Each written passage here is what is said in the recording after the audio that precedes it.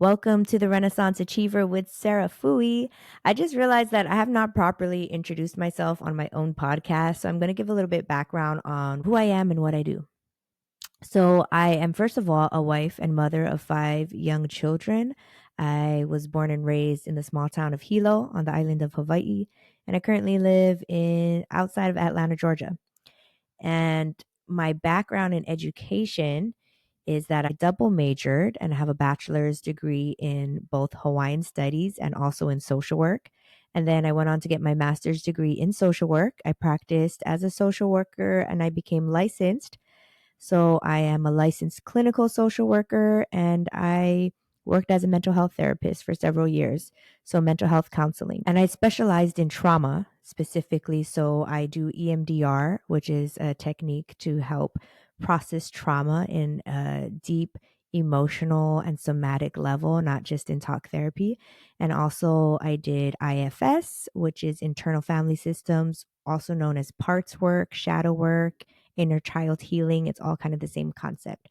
So I did that for several years and then I shifted into coaching. And what I love about coaching is the freedom that it gave me to operate in a different way, to relate to my clients in a different way. And first of all, to not have to do progress notes because I hated that crap. So there's definitely different freedoms, and one aspect that was important to me is that one of my identities that I hold is that I'm a musician. So I'm a singer songwriter. I used to sing in a reggae band. Now I just put out solo songs that I record, and that was such a big part of who I am that I felt like I had to deny and hide away while I was focusing on my career, or that it was so separated. And I wanted to bring all of these identities together. And so when I first started coaching, I was doing creativity coaching and coaching creatives in their craft and getting over the blocks that they had. And what I realized was that everybody is a creative, but not everyone realizes it. And so I've kind of shifted who I work with and that it's kind of more generalized. And really, my aim is to work with people to help them to step into their purpose or the things they feel called to do that feels really meaningful and exciting and joyful to them. And that often is creative work or entrepreneurship. And entrepreneurship itself is very creative, right? So I love that. And I don't believe that everyone has like one big calling where they're supposed to change the world. Like a calling it could be small, it could be simple, it could just be something fulfilling. And we can have many different callings throughout our lives in different seasons, in different capacities.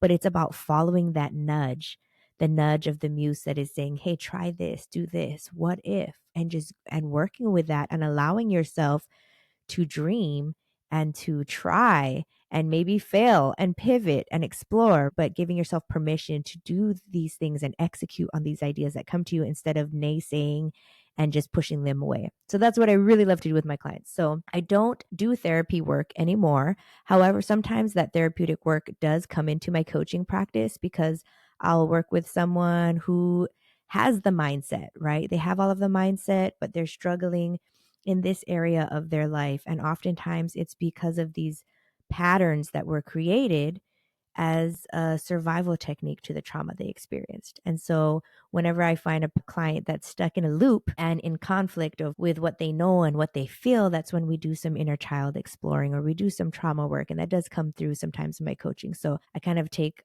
this holistic approach with mindset, with inner child healing, emotional background, with goal setting and accountability, and then also with spirituality. That's definitely a big part of my identity that I like to bring in. And I believe I'm an intuitive person, and the work I do is very intuitive because every person that I come into contact with has a different background, needs a different approach, needs a different piece of advice or encouragement from me. And I'm able to intuitively recognize, okay, what does this person need from me in this moment, in this session to help them to progress? So that's a little bit about the work I do. And I love how coaching has evolved to that for me and given me that freedom. And I don't regret my past at all. That has totally built me up into this moment of where I am at in my career. And I don't necessarily miss it either. And I'm grateful that there are therapists out there that love their mental health therapy and want to stay there and help that demographic of people. And I also love where I have stepped into now and how that is fulfilling for me and also works for my schedule and lifestyle as a mom. So, a concept I wanted to talk about today is laziness. I hear that sometimes from people. They use that excuse of why they are not doing that thing they want to do.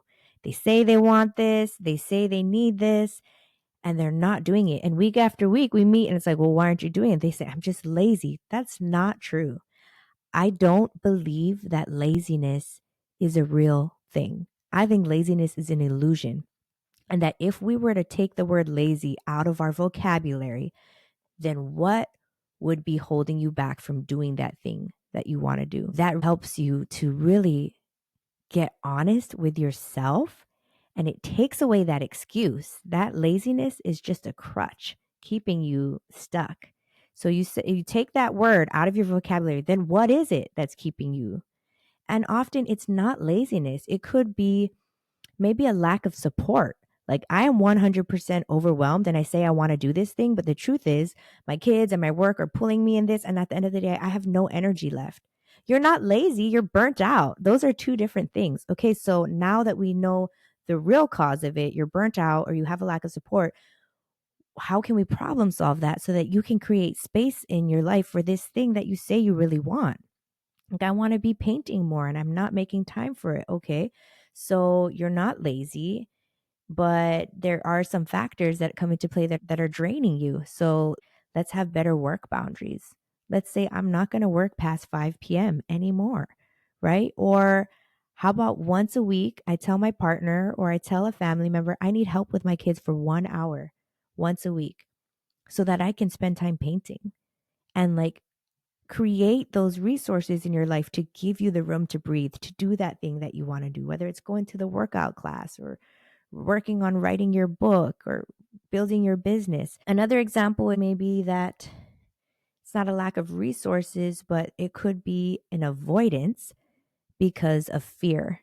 And if you get real with yourself, you're saying you want this thing, but also attached to it is this fear of maybe I'm not good enough, right? Maybe some perfectionism may come in, like, I don't know how to do this perfectly, so I don't want to do it at all.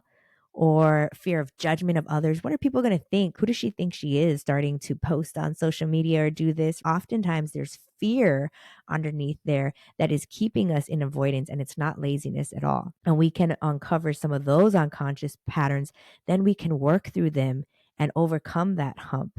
So if there is something in your life that you are feeling like, man, I know I really want to do this. I know this will benefit me. I know it would bring me joy, but I'm not doing it. Week after week, I set this goal. I'm not doing it. I want you to take the word lazy out of your vocabulary and get really honest with yourself and say, what is keeping me from doing this thing? And really explore that. And maybe that's something you want to take to a journal or to a friend or a mentor and talk about it and process it and really get down to the essence of what's keeping you stuck, because laziness is an illusion and there's always going to be resistance to the things that we are supposed to be doing with our life.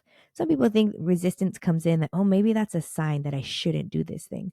No, that's a sign that that thing is probably super important. And so there is resistance coming up because if you were to execute and act on this, it will change everything for you, for others. It will put you into a next level of life and it can create impact and influence and do good in the world. And so you're going to come up with resistance. That's not a sign that you shouldn't be doing this thing.